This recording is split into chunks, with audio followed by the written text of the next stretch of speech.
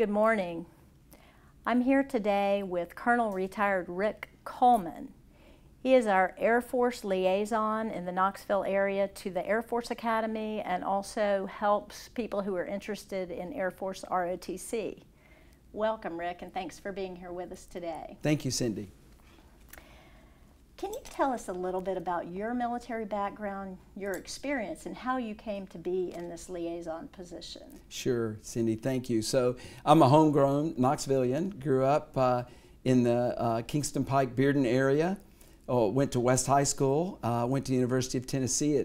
At Tennessee, one of my fraternity brothers said, you need to go to Air Force ROTC and try it out. And so back in 1969, when I was a freshman, I went to Air Force ROTC Detachment 800 at UT.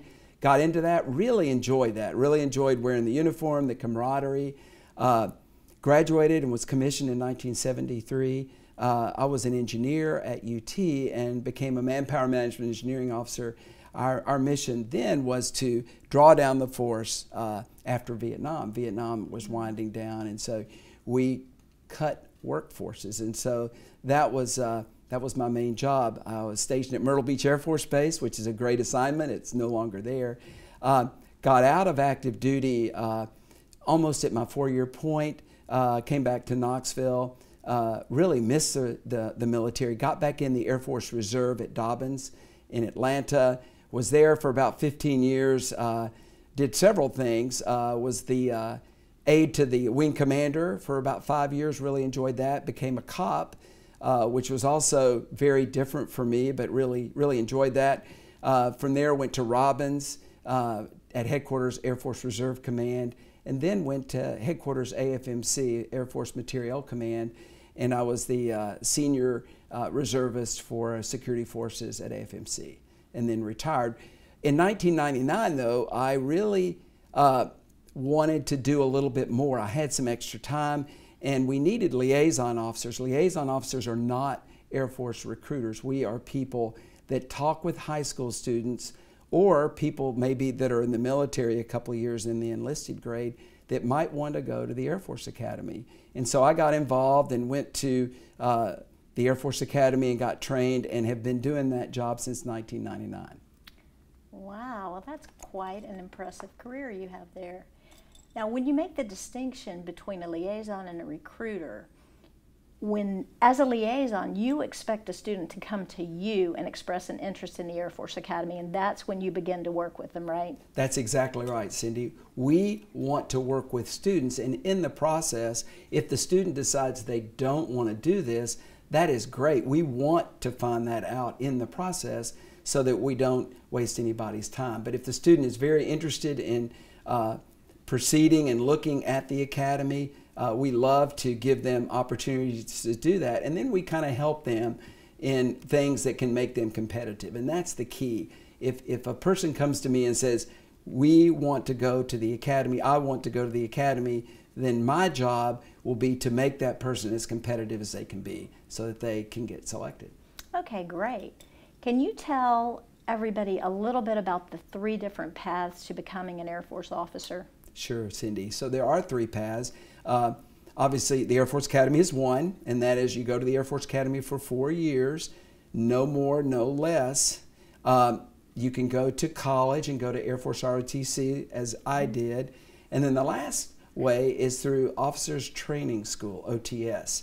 OTS is for college graduates to go to Maxwell Air Force Base now for 90 days, and they become officers. I will tell you that OTS is much more competitive and very hard to get into, and the Academy and ROTC would be the ways I would suggest. But if people have graduated from college and now have that desire to go in the military as an officer, then there's definitely a way to go through OTS at Maxwell.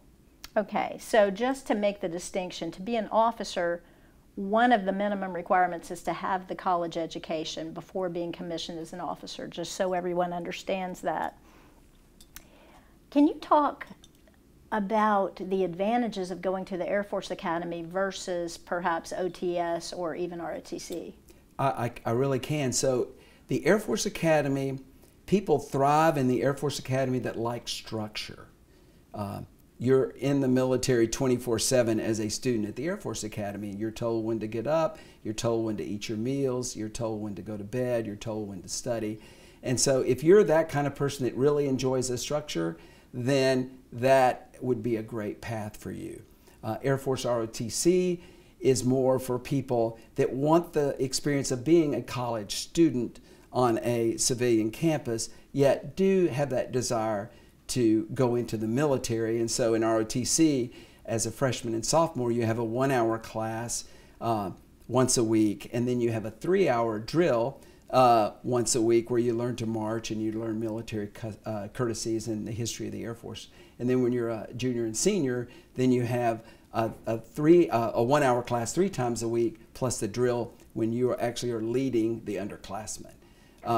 Again, great ways, both are great ways to come commissioned and be a commissioned officer. It just depends on your personality, your desire, and your drive. Air Force Academy is fully paid for, so there are no fees or anything that would be required of you. Air Force ROTC, there are scholarships available. There's actually 3 different ones, and it's very different. It's kind of changes with the needs of the Air Force. But you would have to pay things out of your pocket to go to a civilian school. Okay, what is the current commitment to come into the service after graduating from the Air Force Academy? So the Air Force Academy, it's 5 years. Now, if you decide to fly, it is 10 years after you get your wings. So you can count on 12 years. For the Air Force ROTC, it's 4 years. If you decide to fly, it's the same as the Air Force Academy. All pilots would have that requirement of the extra 10 years. And at what point in your Air Force Academy experience do you find out what you might be doing in the Air Force, whether it's pilot or some other career field? At what point? Is that senior year you find out, or do you find out much earlier? So you can begin to see what that might look like in your junior year. I do know that we have a person from Maryville who's at the Academy this year. He's actually a senior, and he found out he really wasn't as interested in flying as maybe others were, but there's a great need right now for pilots, a great need. And so he decided to fly. So he knows he's going to be a pilot as a senior, and soon he will find out what Air Force base he will go to for pilot training.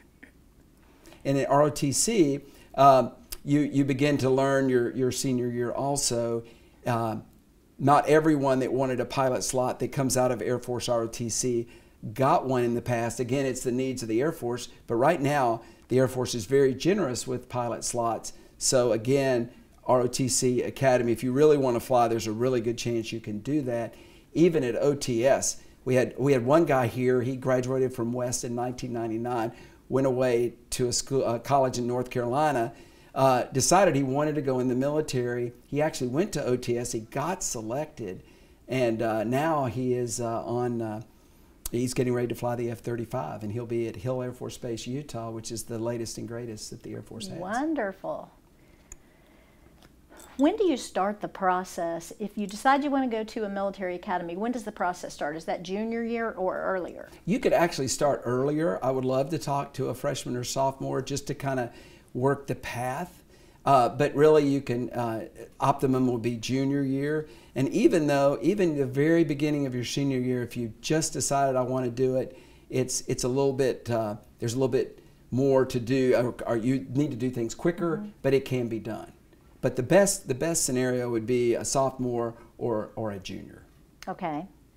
And can you talk about the requirements in terms of things like GPA, ACT score, leadership activities, extracurriculars? What are those things that make you competitive that maybe our students can start planning for now? Absolutely. And the first thing I would tell you is go to your guidance counselor and tell your guidance counselor, I am going to apply for a military academy, no matter which one it is. And I will say, Yahoo! That's right. That's right. And so Cindy can help you with the course loads you take and everything, because the Air Force Academy, as well as the other academies, really look at that grade point average, really look at that ACT or SAT score.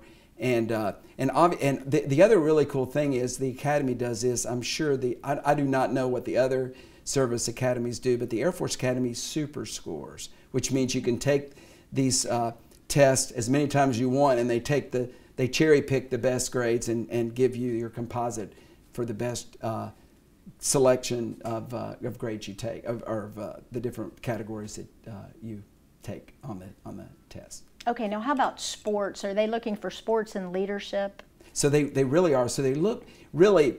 It's very interesting. The Air Force Academy has no idea how big the Latin Club is at CAK.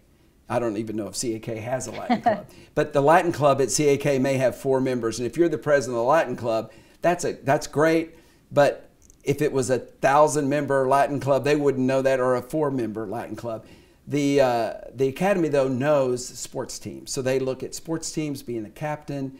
That's great. I know a lot of times sports teams have several captains. That's great. They look at Boy Scouts and Girl Scouts. If you're an Eagle Scout, if you're the top of the heap, that's great. They look at student government. That's big. And then the other interesting thing is Girl State and Boy State. And I always tell my candidates, tell your guidance counselor, please consider me to go to Girl State or Boy State. That's put on by the American Legion, and that's a 1-week thing right after your junior year, between your junior and senior year. But that says a lot to the Academy admissions that, hey, this person got selected to go there, so that school is telling us something about this student. And how about Governor School? Governor School is great too, yes. Any of those extracurricular things are great. But grades are important, and they're also going to look at your schedule. So if you're taking college prep, that's one thing. But if you're going a little bit higher, that's even more important. So they look at your GPA, they look at your SAT and ACT scores, and they look at your extracurricular, and they actually want to see the whole person. They want to know what kind of service you've done. What about diversity? Do you get along with all peoples? So they want to see this person that they can put in a position of leadership, and the person's going to succeed. And these are all indicators of that success. Okay, thank you. What would you say is the most difficult part of getting an appointment to the Air Force Academy? I guess really is, I think it's the grades. I really do. I think the grades. I'm not sure what the current status is, but the last time I heard this is about 50% is your GPA. And what kind of GPA? Are we talking above a 4.0 or? To me, a GPA again can vary by the school and how many students are there and all that kind of stuff. But in the 3.5s, 4s are great, and then actually the minimum ACT score is about a 26. Okay. But there are some other opportunities there. If you're an athlete and you don't quite make those grades, then the Air Force Academy has a prep school, which is like 13th grade. So 13th grade is you would go to high school on the same grounds as the Air Force Academy is. You would play sports, but you would be really drilled in English and math and science. And so you'd be prepared so that when you started the Air Force Academy as a freshman the next year, then you would be a lot better academically. And this, again, is people that are prior enlisted that decide to go to the Air Force Academy and are selected. They get back into school mode. So there are other opportunities also. So would that be something, if you applied, you might be offered a slot in a prep school instead of directly into the academy? Yes, but again, Cindy, really recruited athletes are the main ones they look to, and the people that are already enlisted. But that, I mean, again, never say never. It could happen. My understanding is, at least in the past, that there's also been a prep school for people who qualify very well academically in other ways, but their fitness level may not be as high as it needs to be to succeed at the academy. And there are several prep schools around the country. New Mexico Military Institute is the one that comes to mind, but there's several of them where you can go to those prep schools and then apply to go to the academy again, or you can be accepted and the academy would send you to some of those prep schools to get you in better shape. That's very true. And again, you bring this up, there is a candidate fitness assessment. We call it a CFA. That's taken your senior year, and that involves actually a variety of things: pull-ups, a run, sit-ups, and then a mile run at the very end. So there's several different things you do, and it's all timed, and there's certain levels of where you need to pass on those things. So it's a good idea to start an involved fitness program now. Right. If you have any thoughts of that. It's a good idea anyway. Right, it really is. And you know, you can do these things individually, but when you have to do them in succession and you're kind of tired, the very last thing is the shuttle run, is the mile run. You're pretty tired. The first thing is actually the basketball throw. You're on your knees and you're doing an overhand basketball throw. Most people have never done that. So I really advise my candidates to go out there on a football field with your dad or mom or your brother or sister and throw that thing around just to get an idea of how far can I throw a basketball, because that's kind of the very first thing out of the box. Sounds harder than a normal shot would be. Absolutely. What kind of fitness level would you need to have to go to the camp? Can you explain about the camp? Absolutely. So summer seminar, the Air Force Academy summer seminar, there's actually one for Annapolis and for West Point. It is 1 week at these service academies where you're kind of a cadet for a week. And during that week, you're evaluating whether you like this, and the cadets in charge are, in a way, evaluating you. So the Air Force Academy obviously is a mile plus above sea level, much higher than we are here in Knoxville. So you need to go prepared to do the CFA. It's not actually counted, but you need to know that, hey, I'm going to be doing some physical fitness things at the academy, so I kind of need to prepare myself for that.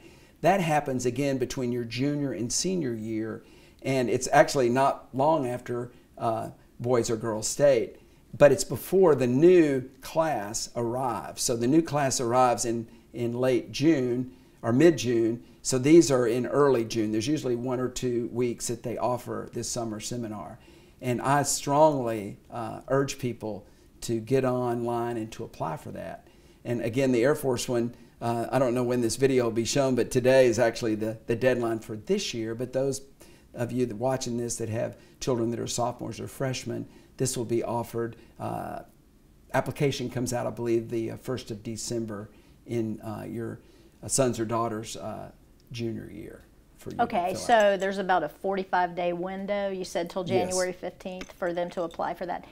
Is that just to expose the student to what it might be like at the academy, or would they also be sort of starting to watch you and make notes on you as a potential applicant? Yes, both ways. You look at them and they look at you, and you decide, do I really want to do this? And again, before you start all this, that's when we need to talk.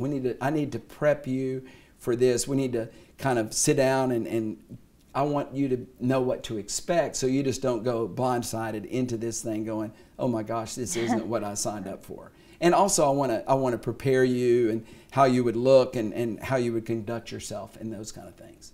Okay.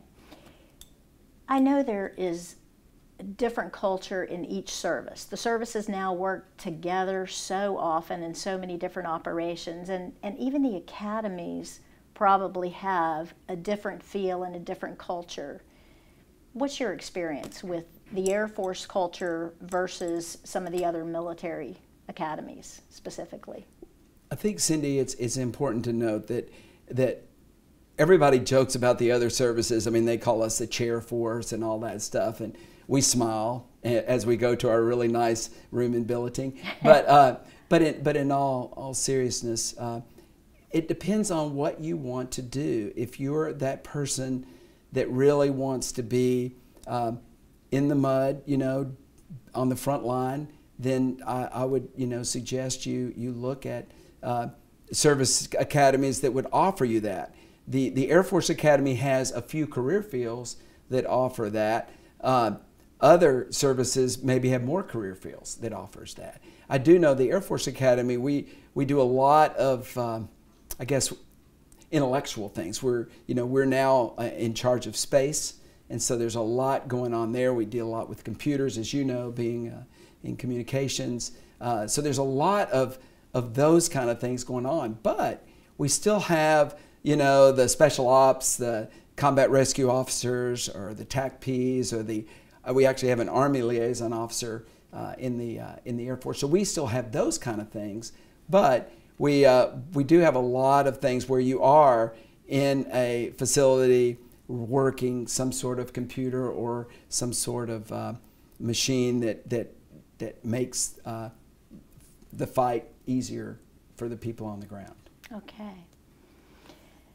We talked about before this how the military is truly a calling. Can you elaborate on that statement? Cindy, absolutely. The military is a calling. It's like going into the ministry. It's like being a teacher.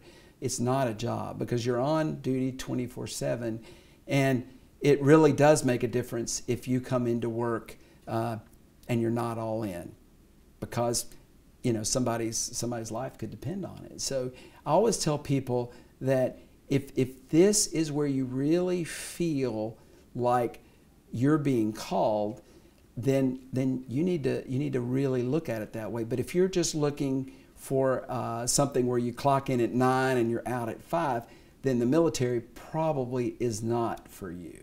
So again, what's really interesting is we go through this process, you begin to think about these things and you begin to decide for yourself, is this the best route for me to go? And also I tell people, Cindy, if you're, I strongly urge people to apply for all the civilian colleges they want at the same time they're applying for a service academy, because really what you do to apply for a service academy is going to better prepare you for applications to civilian colleges around and universities around the country. Well, we thank you so much for being here with us today. You've provided some great information and insight on the Air Force Academy as well as the other services. Thank you, Cindy. And again, anybody that's interested, Cindy's got my information. I'd be happy to talk to you. Thank you, Cindy. Thank you.